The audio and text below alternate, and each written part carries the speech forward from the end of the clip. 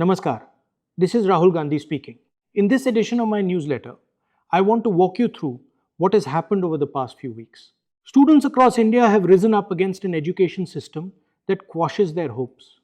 In Delhi, on the 20th of July, students marched peacefully and faced lathi charge, tear gas and pellet guns.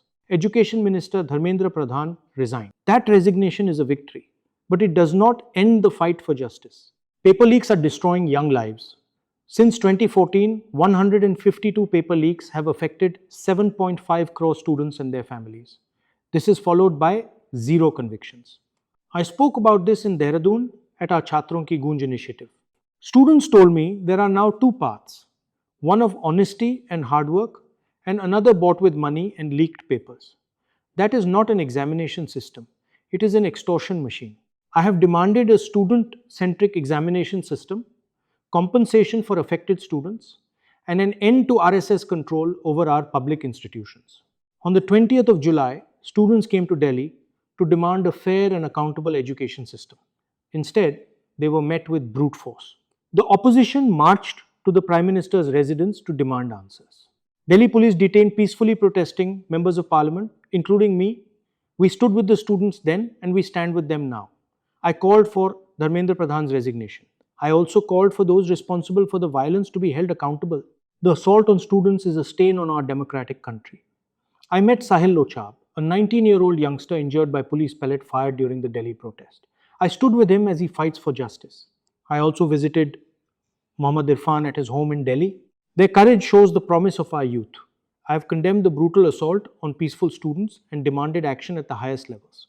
I have asked the Prime Minister to apologize to the students of India. Pradhan's resignation is only the first step. In Parliament, I said our education system has been broken by repeated leaks, rapid privatization, and growing RSS control. When I held the Home Minister directly responsible for firing on student protesters, the Speaker and the Treasury benches cut me off, switched off my mic, and adjourned the House. Afterwards, at a press conference, I said what I had been prevented from saying in the Parliament. I demanded Amit Shah's resignation and insisted that justice will remain incomplete until everyone responsible for police brutality is held accountable. I have also been with students in other ways. I addressed the media alongside students on a hunger strike who demanded Pradhan's dismissal. I marched to Gandhi Smriti with opposition MPs in solidarity with those who faced police brutality. I joined my colleagues in Parliament to press these issues. I met the Lok Sabha Speaker to demand a discussion on the crackdown and the paper leak crisis. And I wrote to the Home Minister demanding accountability for the assault on student protesters.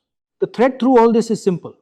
Young people are standing up for a just and fair future. I will keep standing with them. We will press for full accountability, for compensation, and for reforms that restore trust. Thank you for listening. Jai Hind.